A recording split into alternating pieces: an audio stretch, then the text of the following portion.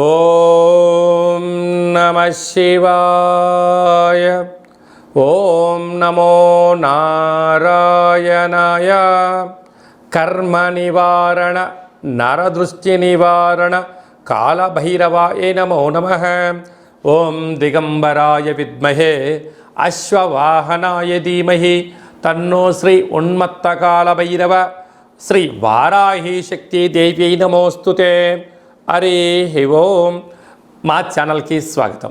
చూస్తున్న వీక్షకులకు ప్రేక్షకులకు ప్రియ కాళభైరవ భగవద్బంధులకి స్వాగతం పలుకుతూ మమ్మల్ని ఎంతగానో ఆదరిస్తూ ఉండబడినటువంటి ప్రియ సోదర సోదరీమణులకు స్వాగతం పలుకుతూ అందరిపైనను శ్రీ ఉన్మత్త కాళభైరవ స్వామికి ఆశీస్సులను కోరుకుంటూ ఎవరి గృహంలో కూడా కలతలు లేకుండా అష్ట కష్టాలు లేకుండా అష్ట ఐశ్వర్య ప్రాప్తిని కలిగించాలని కోరుకుంటూ వారు విద్యార్థులైతే విద్యార్థులు విద్య, ఉద్యోగస్తులైతే ధనము, వ్యాపారస్తులైతే వ్యాపార ఆకర్షణ కలిగి అన్నింటా విజయం సాధించాలని ప్రార్థన చేస్తూ కాళభైరవ స్వామి వారిని ఆశీర్వదించమని మనసారా కోరుకుందాం.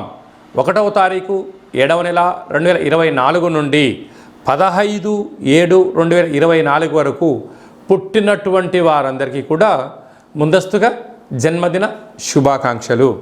గతంలో వివాహం చేసుకున్న వారికి వివాహ వార్షికోత్సవ శుభాకాంక్షలు.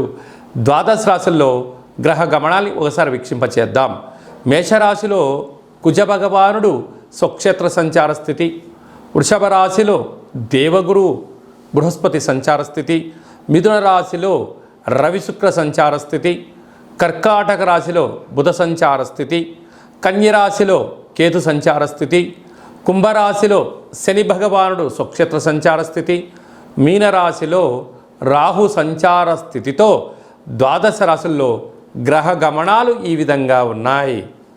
సింహరాశి వారు జ్యేష్ఠమాస అమావాస్య తిథి సందర్భంగా శుక్రవారం ఆరుద్ర నక్షత్ర సందర్భంగా అమావాస్య వచ్చినప్పుడు ఎలాంటి విధులను పాటించాలో ఈ వీడియోలో సవివరంగా సంపూర్ణంగా తెలుసుకుందాం. సింహరాశిలో ఏ నక్షత్రాలు వస్తాయనగా మఖా నక్షత్రంలోని 4 పాదాలు, పుబ్బా నక్షత్రంలోని 4 పాదాలు, ఉత్తరా నక్షత్రంలోని 1 పాదం కలిపితే సింహరాశి. చాలామందికి డేటా బర్తులు సక్రమంగా లేనటువంటి కారణం వలన పేరు యొక్క మొదటి అక్షరాన్ని అనుసరిస్తూ ఆ రాశిని తెలుసుకునే ప్రయత్నం చేద్దాం. మా, మీ, ము, మే, మో, టా, టీ, టు, టే అక్షరాల వారందరూ కూడా సింహరాశి జాతకులే. సింహరాశి యొక్క అధిపతి రవి భగవానుడు. వీరికి ధనావాకు కుటుంబ స్థానంలో కేతు సంచారం చేయడం వలన వీరు చేస్తున్న ప్రతి విషయంలో ఏం జరగబోతుందో మీరు ముందే అంచనా వేయగలరు. కనుక ఎత్తటి వ్యక్తులు ధర్మంగా మాట్లాడుతున్నారా, అధర్మంగా మాట్లాడుతున్నారా, వారి సొంత లాభం కోసం మాట్లాడుతున్నారా, సమాజ శ్రేయస్సు గురించి మాట్లాడుతున్నారో అంచనా వేయడంలో సింహరాశి జాతకులు ముందు వరుసలో ఉంటారని చెప్పి గమనించాలి. కనుక ఇలాంటి కాల సమయంలో ఎవరిని అనొద్దు, అనిపించుకోవద్దు. దానివలన మీకు రాబోయే కాలంలో సభల యందు, సమావేశాల యందు అద్భుతమైనటువంటి మీకు సన్మానం జరగబోతుందని చెప్పి గమనించాలి.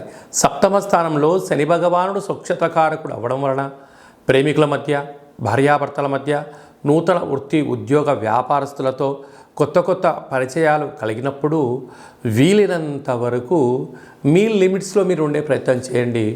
బార్డర్ని క్రాస్ చేయొద్దు. మితిమీరిన వేగం పనికిరాదు అని చెప్పి గమనించాలి.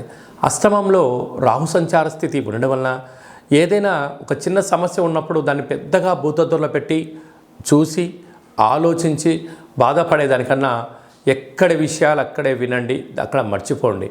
వాటిని పదే పదే గుర్తు చేసుకోవడం వలన నరాల బలహీనత, బ్రెయిన్ స్ట్రోక్ లాంటి వ్యాధులు, వాహన ప్రమాదాలు పొంచి ఉన్నాయి. కనుక మీ జన్మ నక్షత్రం రోజున అమావాస్య అష్టమి తిథి యందున దూర, వాయు, జల ప్రయాణాలు పెట్టుకోవద్దు. అలాగనే భాగ్యస్థానంలో కుజ భగవానుడు సంచారం చేయడం వలన భార్యాభర్తల మధ్య సయోధ్య చాలా అవసరం. రాజ్యస్థానంలో గురు సంచార స్థితి ఉండడం వలన యోగదాయకమైనటువంటి కాలము. మీరు ఎవరి గురించి ఆలోచన చేస్తున్నారో, అంటే మీ మంచి గురించి ఎవరైతే ఆలోచన చేస్తున్నారో వారి సలహాలు సూచనలు స్వీకరించండి. అద్భుతమైన యోగం మీ సొంతమవుతుంది. లాభస్థానంలో రవి భగవానుడు ఏడాది తర్వాత మిథున రాశిలో సంచారం చేయడం వలన మీరు అనుకుంటున్న అన్ని పనులలో విజయం మీ సొంతమవుతుంది. నూతన కార్లు, భూములు, గృహాలు, వ్యవసాయ క్షేత్రాలు, క్రయ విక్రయాలు మీకు యోగదాయకమని చెప్పి గమనించాలి. కనుక ఈ అమావాస్య తిథి యందున వీలైతే తెల్ల జిల్లెడి వృక్షం దగ్గర ఒక దీపం పెట్టి రావడం, శివాలయంలో రుద్రాభిషేకం చేసుకోవడం, కాళభైరవ స్వామి వారి దగ్గర కూష్మాండ దీపం పెట్టుకోవడం, ఒక సౌభాగ్య ముడుపు కట్టుకోవడం, కుక్కలకు ఆహారాన్ని ప్రసాదంగా ఏర్పాటు చేయడం, కాకి పక్షులకు, కాకులకు కానీ, పావురాలకు కానీ, పిచ్చుకలకు కానీ ధాన్యాన్ని ఏర్పాటు చేయడం వలన రుణ సమస్యలు, రోగ సమస్యలు తొలగిపోతాయని చెప్పి గమనించాలి. అందరికీ శుభం, జయం, లాభం కలగాలని కోరుకుంటూ ఆశీర్వచనం.